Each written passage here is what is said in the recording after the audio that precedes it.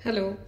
मागच्या व्हिडिओमध्ये आपण ब्रेकफास्टच्या वेळेला दूध पिऊ नका असं बोललो, पण मग नंतर प्रश्न येतील की दूध कधी प्यायचं. मग निरनिराळी गमतीशीर उत्तरं ऐकायला मिळतात.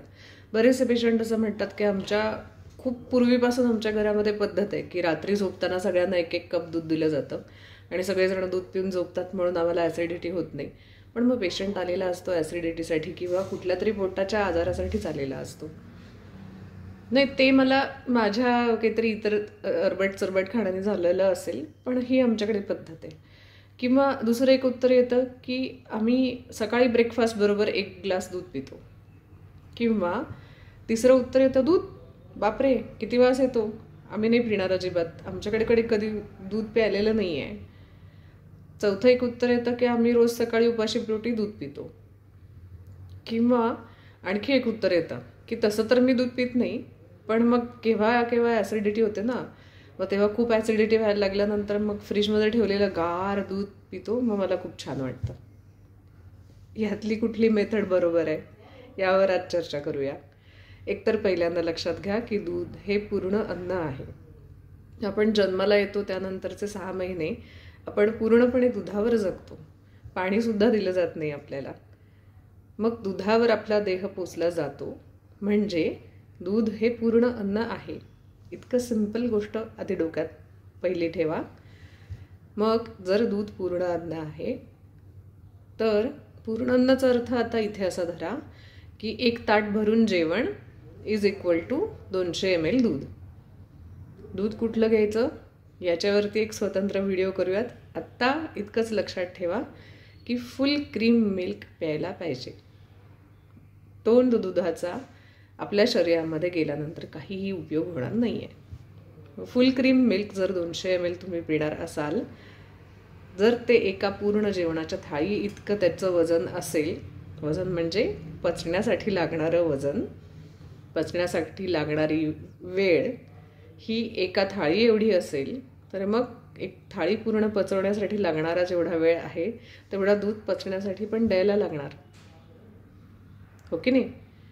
आणि दूध पचायला थाळीपेक्षा पण जड आहे खरं तर. मग ते कधी प्यायला पाहिजे, जेव्हा पोट पूर्ण उपाशी आहे, जेव्हा पोटाला इतर काहीही पचवायला तुम्ही दिलेलं नाही आहे, अशा वेळेला प्यायला पाहिजे. मग कधी असतं बरं पोट पूर्ण उपाशी? राईट, सकाळी उठतो तेव्हा.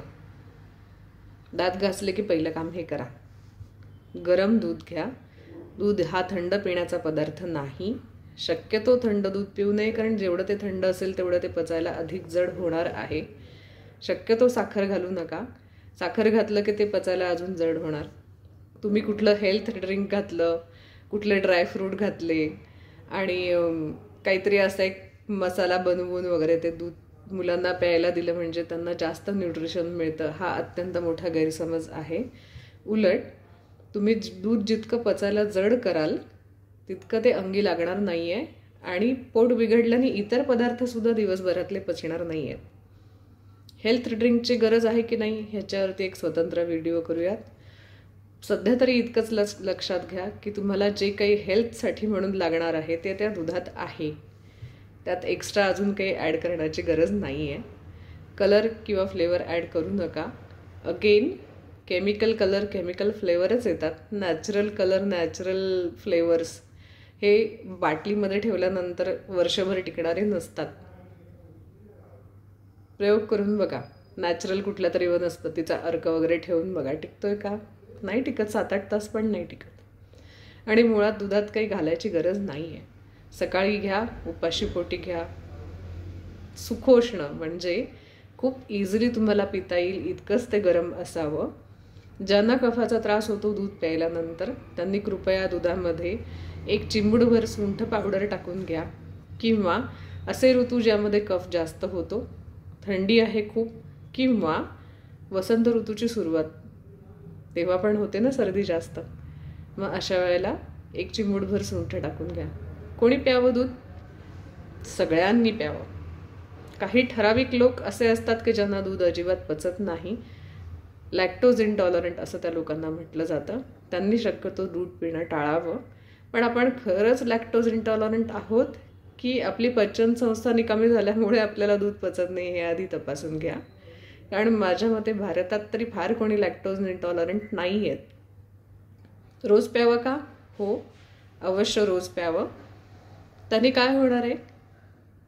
आपण मागच्या व्हिडिओमध्ये शिकलो की ब्रेकफास्ट 9 वाजताच्या आसपास आपण करणार आहोत. साधारण एक सर्वसामान्य जनता जी असते ती 5:30-6च्या दरम्यान उठते. मग तेव्हा तुम्ही दूध प्यायलात तर तो दूध पचायला मिळणारा कालावधी पण तुम्हाला मिळणार आहे आणि सकाळी उठल्यापासून ब्रेकफास्टपर्यंत लागणारी ऊर्जा तुम्हाला त्या दुधामधून मिळणार आहे. खूप कामं करतो ना सकाळी आपण, मग त्यासाठी लागणारी एनर्जी कुठून आणणार आहात? त्यासाठी दूध प्या. दुधाचे गुणधर्म याविषयी खूप सारे लेक्चर्स तुम्हाला मिळतील, ते मी बोलायची गरज नाही. हो की नाही? Bye bye.